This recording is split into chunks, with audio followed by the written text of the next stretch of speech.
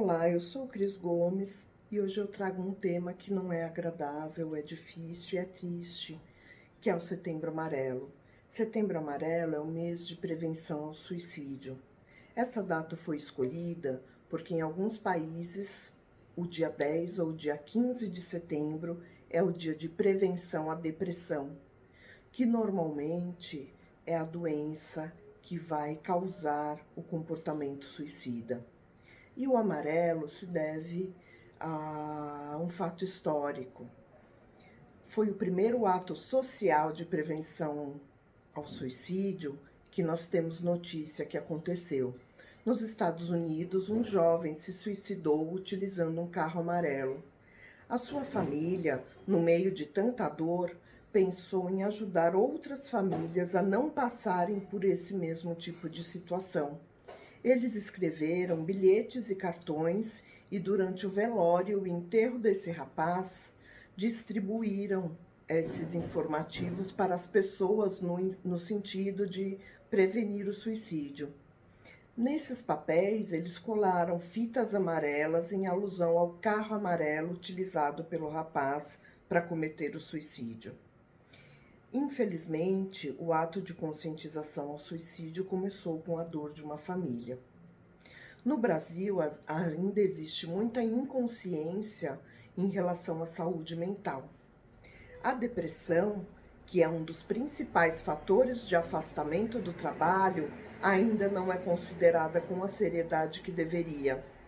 As pessoas ainda comentam ou acreditam que a depressão é frescura, que é falta de esforço, que a pessoa precisa ter um empenho maior para sair da depressão, quando na verdade a depressão é uma doença. Ela pode ser causada por fatores ambientais e também por fatores físicos, químicos. Os fatores ambientais que podem desencadear uma depressão podem ser a violência doméstica, o tipo de criação que uma pessoa sofre, viver em ambiente tóxico, onde a pessoa só é criticada, nunca é orientada, nunca é levada para frente através de elogios ou através do reconhecimento dos esforços que ela faz. O componente químico é um componente cerebral. O nosso cérebro funciona emitindo sinais para que vários hormônios sejam liberados na nossa corrente sanguínea. E os hormônios, como nós sabemos, são os reguladores do nosso humor.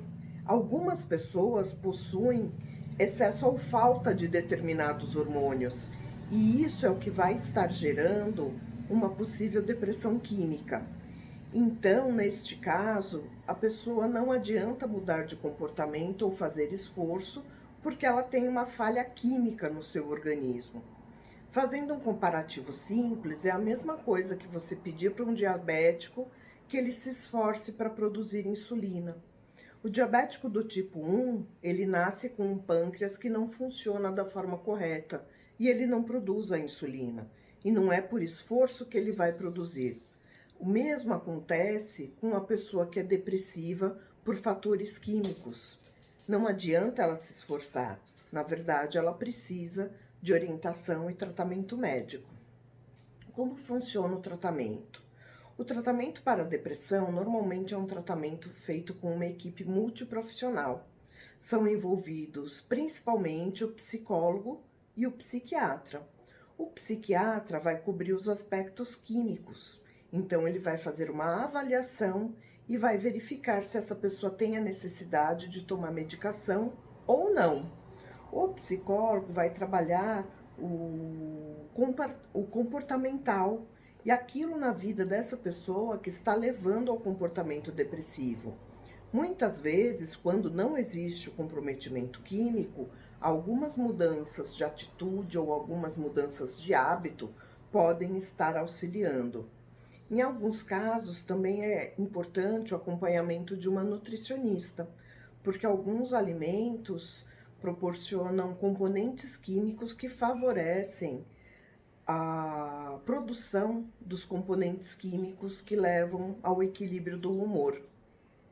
No Brasil, infelizmente, nós temos uma das maiores taxas de depressão e de suicídio no mundo. A depressão é o terceiro maior fator de afastamento do ambiente profissional. E no mundo, a cada 40 segundos, uma pessoa se suicida. Setembro Amarelo é uma data mundial, então, no mundo inteiro, este é um mês de conscientização em relação ao suicídio. Como nós podemos ajudar uma pessoa que está em depressão e que está pensando em suicídio? Quais são os sinais que essa pessoa emite para o ambiente? Normalmente é uma pessoa que começa a ter diferença de comportamento. Então ela passa a ficar mais retraída, mais quieta, muitas vezes tem comportamentos irritados, né? A pessoa responde por qualquer coisa, explode por qualquer coisa, deixa de sair com o grupo, acaba ficando mais em casa. Às vezes os hábitos de higiene são comprometidos, a pessoa deixa de escovar os dentes em todas as refeições, às vezes deixa de tomar banho. Em relação aos jovens, normalmente o jovem que está pensando em um comportamento suicida e que está deprimido é aquela pessoa que se afasta do grupo. Ou então, como os próprios jovens falam, é aquela pessoa que é o empata-rolê. É aquela pessoa que é o chato. Ai, não, eu não vou, eu tô cansado, hoje não, vamos tentar outro dia. Preste atenção nesse amigo, converse e pergunte, mas o que você está sentindo? Por que você não quer ir? O que acontece? Se coloque à disposição. Justamente essa pessoa, que pode ser vista como a chata, talvez seja a que esteja precisando da sua ajuda. Outro fator importante é que o depressivo ele tem pouca energia. Então, muitas vezes, ele tem dificuldade de buscar ajuda. No mundo de correria e de várias atividades que a gente vive, é muito normal nós estarmos envolvidos em uma reunião, no término de um relatório ou na entrega de um projeto. E muitas vezes a pessoa tem o ímpeto ou tem o impulso de procurar para uma conversa quando sobra um resquício de energia e ela é rejeitada. Essa rejeição muitas vezes pode ser interpretada como a gota d'água, como aquilo que faltava para ela entender que esse mundo não é receptivo a ela mesma. Então preste atenção a esse tipo de comportamento e valorize a vida. O depressivo normalmente ele não consegue ligar para uma pessoa, ligar para outra, porque ele não tem energia para isso, ele não consegue sair do lugar. Para ele, o conversar com alguém ou pedir ajuda ou o falar sobre seu problema é algo que demanda muita energia. Então, às vezes, esse pedido de socorro pode ser o último e é importante a gente dar a devida atenção, independente das correrias da vida, porque pode ser a última chance dessa pessoa. Outra coisa que é importante, quando você perceber uma pessoa com esse tipo de comportamento, procure avisar as pessoas que estão perto dela. Pai, mãe, irmão, amigos, para que outras pessoas se aproximem e procurem dar o suporte que essa pessoa precisa. É muito comum no consultório os depressivos chegarem levados.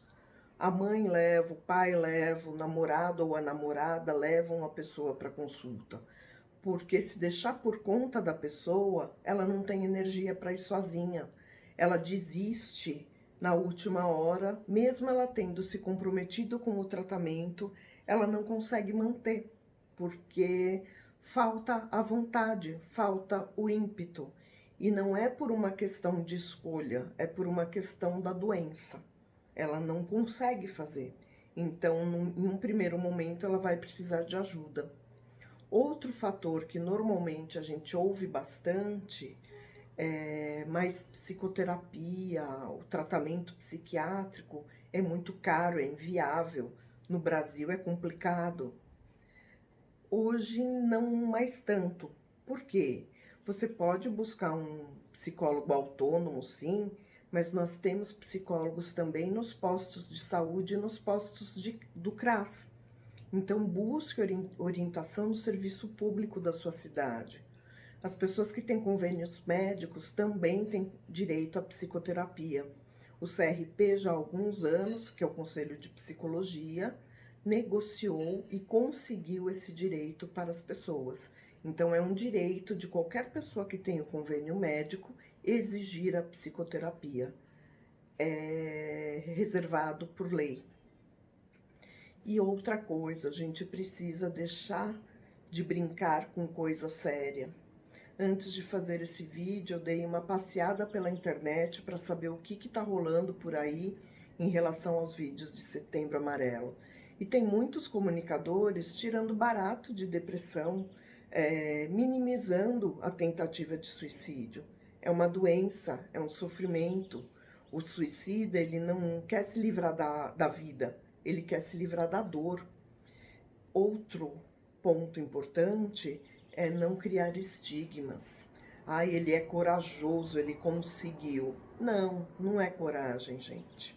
É desespero. Ou ai, ele foi covarde, desistiu da vida. Não é covardia. É desespero e é dor por um período muito longo.